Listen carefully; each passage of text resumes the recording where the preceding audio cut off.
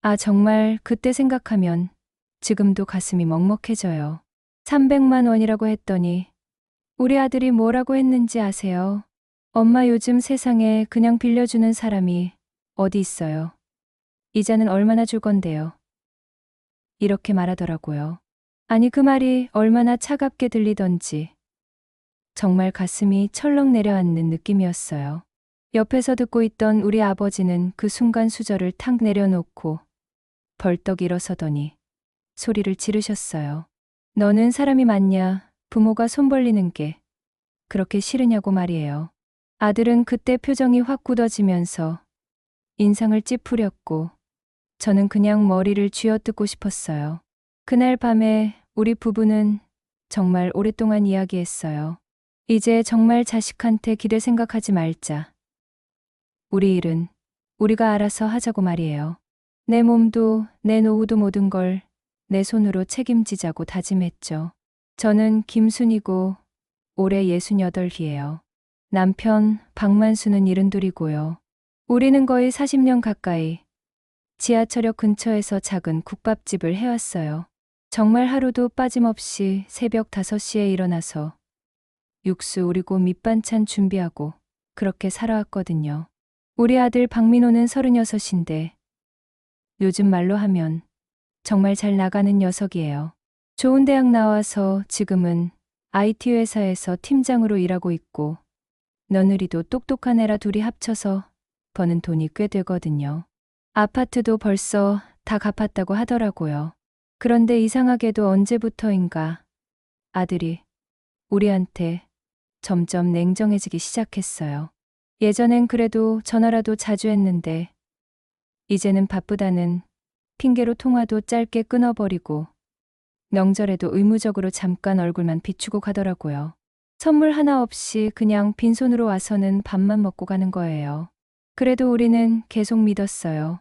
아들이 바쁜 거지 마음이 없는 건 아니겠지 하면서 말이에요. 이해하려고 노력했거든요. 옛날에는 정말 꿈 같은 이야기들을 많이 했어요. 우리 아들만 제대로 직장 잡으면 이제 우리도 좀 편하게 살 수 있겠다. 그런 이야기 말이에요. 국밥집에서 뜨거운 김 때문에 얼굴이 빨갛게 달아오를 때도 그런 희망으로 버텼거든요. 아들이 취직했을 때는 정말 온 동네에 자랑했어요. 우리 민호가 드디어 대기업에 들어갔다고 말이에요. 그때는 정말 가슴이 뿌듯했죠. 결혼할 때도 저희가 가진 돈 거의 다 털어서 도와줬어요. 2,500만 원이나 보태줬거든요. 그때도 기분이 좋았어요. 이제 우리 노후 걱정은 좀 덜겠다 싶어서요. 가끔 아들이 밥 한 번 사주면 그게 얼마나 고마웠는지 몰라요. 엄마, 나중에 돈 좀 모이면 제주도 여행 보내드릴게요. 그런 말 한마디에 며칠을 기분 좋게 지냈거든요. 정말 그 말 하나만으로도 충분했어요. 그게 우리한테는 전부였으니까요. 아들한테서 연락 오기만 기다리는 날들이 많았어요. 혹시나 해서 전화기 소리에도 민감하게 반응했고 문자 오는 소리만 들어도 가슴이 두근거렸죠. 우리 아들이 보고 싶다고 연락 오는 건 아닐까 하면서요. 그런데 현실은 그렇지 않더라고요. 연락은 정말 필요할 때만 왔고 그마저도 용건만 간단히 말하고 끝나는 경우가 대부분이었어요. 안부를 묻는 것도 형식적이었고 우리가 어떻게 지내는지 정말 궁금해하는 것 같지도 않았거든요. 그래도 우리는 계속 기다렸어요. 언젠가는 아들이 우리 마음을 알아줄 거라고 생각했거든요. 지금은 바쁘고 힘들어서 그런 거지 나중에는 분명히 우리를 생각해 줄 거라고 믿었어요. 지난주에 아들이 오랜만에 집에 왔을 때 일이에요. 우리 아버지가 밥상 차리면서 말씀하셨거든요. 아빠는 이제 정말 좀 쉬고 싶다. 허리도 아프고 다리도 저려서 못 버티겠다고 하셨어요. 그런데 아들이 뭐라고 했는지 아세요? 빙긋 웃으면서 아빠, 그건 나이 드신 증거예요. 이제 부모님도 독립 생각하셔야죠. 자식 세대한테 부담 주시면 안 되잖아요. 이렇게 말하더라고요. 그때는 그냥 요즘 젊은 사람들은 생각이 다르구나 하고 넘어갔어요. 하지만 그날 이후로 계속 마음에 걸렸어요. 뭔가 이상했거든요. 점점 아들 말투가 달라지는 게 느껴졌어요. 우리랑 있을 때마다 불편해하는 표정도 그렇고요. 그런 모든 것들이 이제야 하나씩 맞춰지기 시작하더라고요. 아, 우리 아들이 정말 변한 거구나 싶었어요. 사실 그전부터 조금씩 신호가 있었던 것 같아요. 전화 통화할 때도 예전처럼 다정하지 않았고, 우리가 뭔가 부탁하려고 하면 바로 얼굴이 굳어지곤 했거든요. 그래도 그땐 그냥 바빠서 그런가 보다 했는데, 이제 보니까 그게 아니었어요. 며칠 전에 정말 큰일이 생겼어요. 임플란트 하려고 치과에 갔는데 의사 선생님이 검사 결과를 보더니 어머님 잇몸뼈가 많이 내려앉았네요. 뿌리부터 다시 수술하고 임플란트 해야 합니다. 최소한 400만 원은 들 거예요. 이렇게 말하는 거예요. 그 순간 정말 눈앞이 깜깜해졌어요. 400만 원이라니요. 우리 통장에는 고작 60만 원밖에 없었거든요. 어떻게 그 돈을 마련하지 않은 생각에 머리가 하얘졌어요. 마침 그날 저녁에 아들 부부랑 같이 저녁 먹기로 했는데 혹시나 싶어서 조심스럽게 말을 꺼내봤어요. 민호야, 엄마가 이번에 치료를 좀 받아야 하는데 혹시 400만 원만 좀 빌려줄 수 있겠니? 꼭 갚을 테니까. 천천히라도 말이야. 이렇게 말했거든요. 그런데 아들이 뭐라고 했는지 정말 충격적이었어요. 엄마, 저도 여유 없어요. 그리고 빌려주려면 이자는 얼마나 주실 건데요? 이렇게 말하는 거예요. 순간 귀가 멍해졌어요. 내가 뭘 잘못 들은 건가 싶어서 다시 물어봤어요. 민호야, 그게 무슨 말이니? 엄마가 언제 너한테 패 끼친 적이 있니? 그랬더니 아들이 태연하게 말하더라고요. 요즘은 다 계산이에요. 엄마 은행보다 이자 더 많이 주시면 생각해 볼게요. 아니면 그냥 대출 알아보세요. 그게 더 싸게 먹힐 거예요. 이렇게 말하는 거예요. 옆에 있던 며느리도 말리지 않더라고요. 그때 우리 아버지가 정말 화가 나셨나 봐요. 벌떡 일어나서 아들 앞에 있던 물컵을 들어서 아들 다리에 확 부어버렸어요. 너는 사람이 맞냐? 누가 널 이렇게 키웠냐? 얘가 어려울 때 한 번이라도 외면한 적 있었냐고 소리를 지르셨어요. 아들은 그제서야 얼굴이 빨개졌지만 그 자리에서는 한마디도 못하고 있더라고요. 분위기가 정말 어색해졌죠. 며느리는 어쩔 줄 몰라 하고 저는 그냥 눈물이 날 것 같았어요. 그 이후로 아들은 연락도 안 하고 있어요. 아마 화가 났나 보죠. 하지만 저는 아직도 이해가 안 가요. 어떻게 부모한테 이자를 달라고 할 수 있는지 말이에요. 평생 아들 하나만 바라보고 살았는데 이런 말을 들을 줄은 정말 꿈에도 몰랐어요. 다른 사람도 아니고 내가 낳아 기른 내 아들한테서 이런 소리를 들다니요. 정말 가슴이 찢어지는 것 같았어요. 그날 밤에 아버지랑 둘이 앉아서 정말 오랫동안 이야기했어요. 이제 정말 아들한테 기대지 말자. 우리 일은 우리가 알아서 하자고 다짐했거든요. 아프고 쓰리지만 현실을 인정할 수밖에 없었어요. 그날 밤에 불 끄고 혼자 앉아서 정말 오랫동안 울었어요. 가슴을 쥐어뜯으면서 말이에요. 내가 언제 그렇게 큰 걸 바랐다고 그냥 아프지 않게 밥이라도 제대로 씹을 수 있게 해달라는 게 왜 이자 계산이 되어서 돌아오는 거냐고 혼자 중얼거렸어요. 예전에 아들 대학 보낼 때 생각이 자꾸 나더라고요. 등록금 마련하려고 얼마나 고생했는지 몰라요. 결혼할 때도 마찬가지였고요. 그때는 돈 달라고 할 때 눈도 제대로 안 마주치고 전화로 엄마 좀 도와주세요.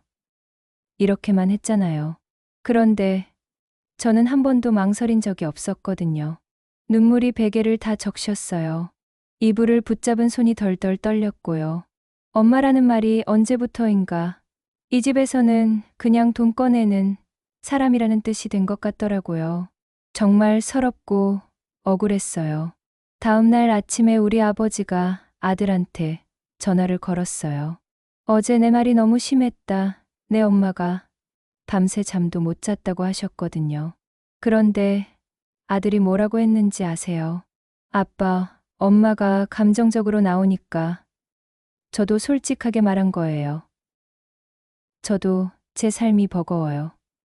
부모님이 노후 준비 못한 걸 왜 제 책임으로 떠넘기세요?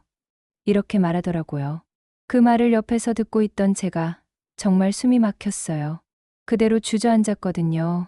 아, 그게 내 진짜 마음이었구나. 내 병도, 내 나이도 이제 너한테는 그냥 짐이구나 하는 생각이 들었어요. 그날 저녁에 저는 아들한테 짧은 문자 하나를 보냈어요. 부모 마음을 돈으로 따지는 순간 넌 이미 내 자식이 아니라 남이다. 이렇게 써서 보냈거든요.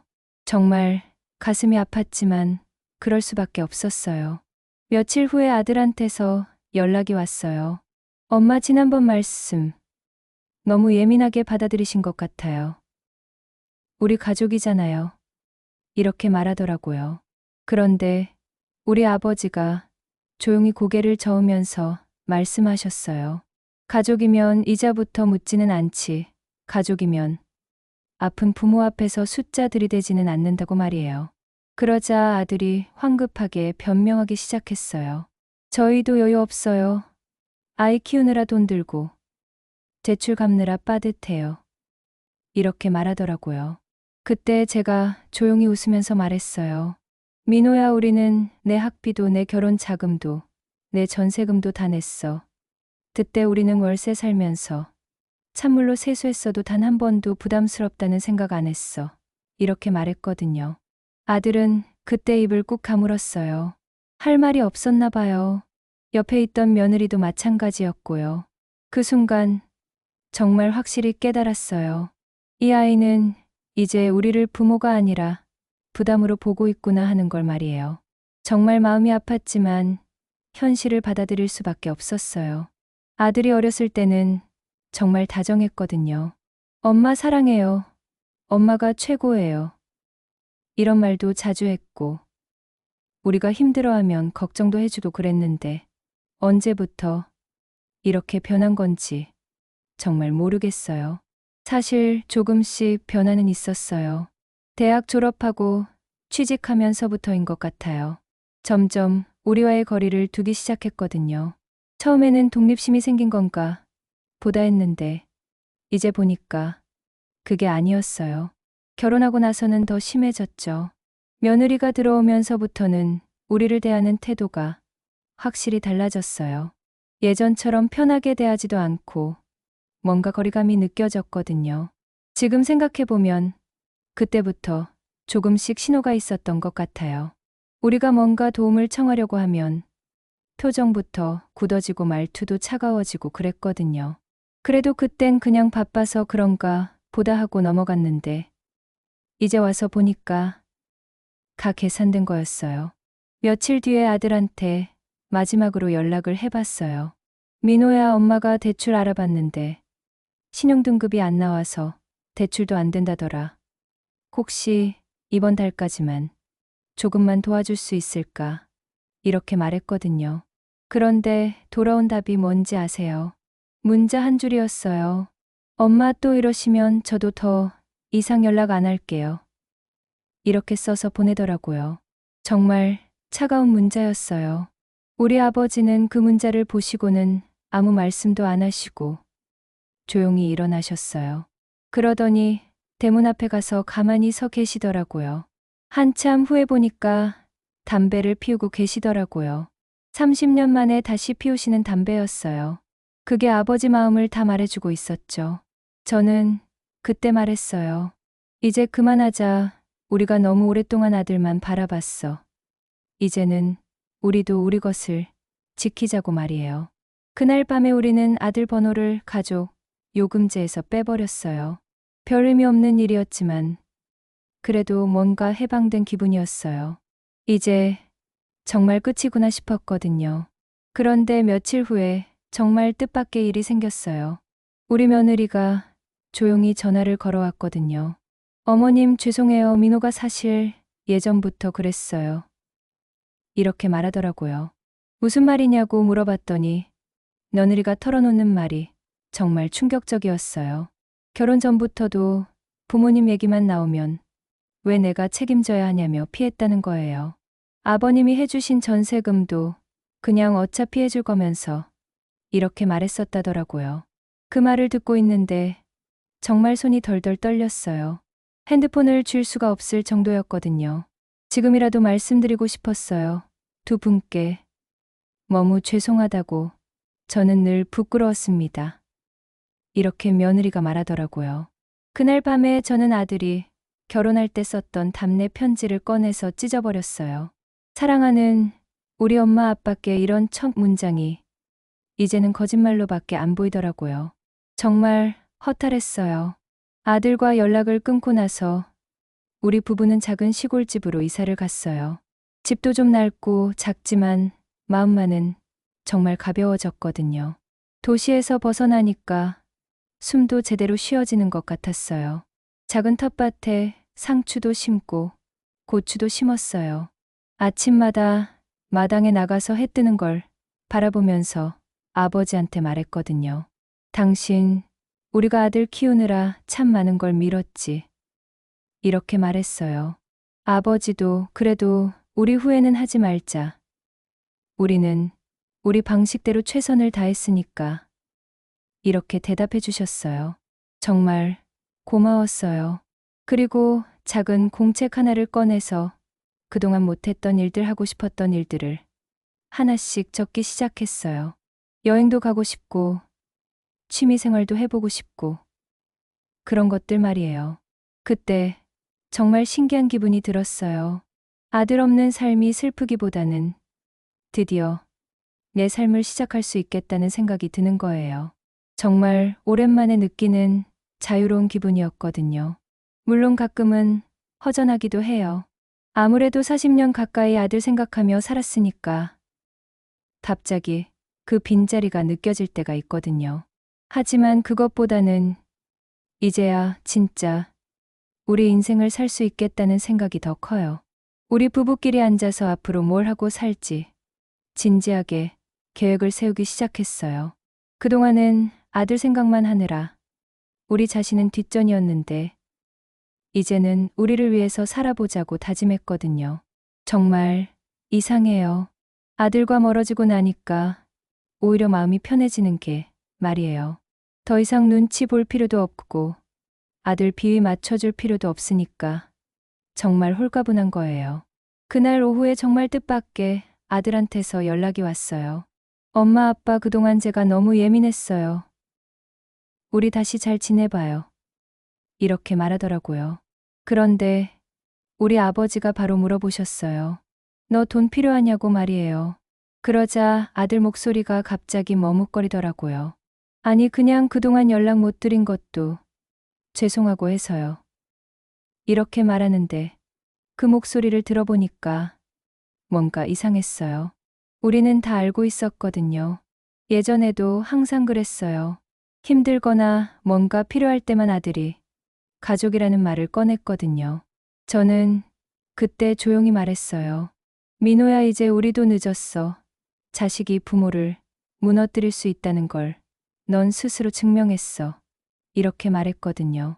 아들이 한참 조용하더니 엄마 정말 그렇게까지 하셔야겠어요. 이렇게 물어보더라고요. 그 말에 아버지가 전화를 바로 끊어버렸어요. 그래, 우리는 지금이라도 배웠다. 자식이 부모 마음을 값으로 따질 때 그건 더 이상 가족이 아니다. 이렇게 말씀하시면서요. 작은 서랍을 정리하다가 아들이 초등학교 때 쓴 편지를 발견했어요. 엄마 나중에 크면 꼭 엄마 지켜줄게. 이렇게 써 있더라고요. 그 글을 한참 바라보다가 저는 조용히 찢어서 쓰레기통에 넣었어요. 그 아이는 이미 없어. 그 약속을 한 아이는 이 세상에 없어. 이런 생각이 들었거든요. 아버지랑 저는 그날 마지막 정리를 했어요. 아들 명의로 되어 있던 보험도 해지했고 작은 유언장도 썼어요. 우리의 마지막은 우리 손으로 이렇게 써놨거든요. 그리고 저 자신한테 다짐했어요. 이제부터라도 누구한테도 구걸하지 않고 내 삶을 지키자고 말이에요. 정말 단단히 마음먹었어요. 그런데 그로부터 며칠 후에 정말 예상 못한 일이 생겼어요. 우리 며느리가 조용히 전화를 걸어온 거예요.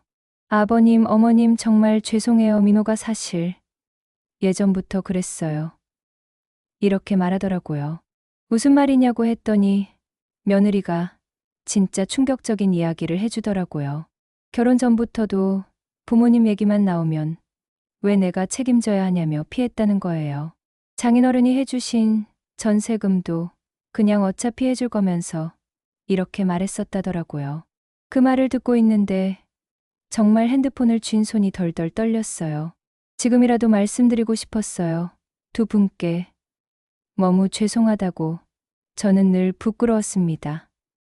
이렇게 며느리가 말하더라고요. 그날 밤에 저는 아들이 결혼할 때 썼던 답례 편지를 꺼내서 찢어버렸어요. 사랑하는 우리 엄마 아빠께 이런 첫 문장이 이제는 거짓말로밖에 보이지 않더라고요. 아들과 연락을 끊고 나서 우리 부부는 작은 시골집으로 이사를 했어요. 집도 좀 낡고 작지만 마음만은 정말 한결 가벼워졌거든요. 복잡한 도시를 벗어나니까 정말 숨이 트이는 기분이었어요. 작은 텃밭에 상추도 심고 토마토도 심었어요. 아침마다 마당에 나가서 해 뜨는 걸 바라보면서 아버지한테 말했거든요. 당신, 우리가 아들 키우느라 참 많은 걸 놓쳤지. 이렇게 말했어요. 아버지도 그래도 우리 후회는 하지 말자. 우리는 우리 방식대로 최선을 다했으니까. 이렇게 대답해 주셨어요. 정말 위로가 되는 말이었어요. 그리고 작은 공책 하나를 꺼내서 그동안 미뤄뒀던 일들, 하고 싶었던 일들을 하나씩 적기 시작했어요. 여행도 가보고 싶고, 취미 생활도 해보고 싶고, 친구들도 만나보고 싶고, 그런 것들 말이에요. 그때 정말 신기한 기분이 들었어요. 아들 없는 삶이 슬프기보다는 드디어 내 삶을 시작할 수 있겠다는 생각이 먼저 드는 거예요. 정말 오랜만에 느끼는 해방감이었거든요. 햇살 좋은 어느 아침에 작은 커피포트에 물을 끓이면서 생각했어요. 내가 바랐던 건 그저 따뜻한 한마디였을 뿐인데 왜 이렇게 됐을까 하고 말이에요. 부모가 자식한테 바라는 건 정말 별게 아니거든요. 돈도 아니고 대단한 효도도 아니에요. 그냥 필요할 때 손 한번 잡아주는 마음. 그 마음 하나면 충분한 거예요. 우리는 이제 자식 없는 삶을 선택했지만 그게 곧 불행은 아니에요. 오히려 비로소 우리가 나로서 사는 법을 배웠거든요. 정말 뒤늦게 깨달은 거예요. 여러분이라면 어떠셨을까요?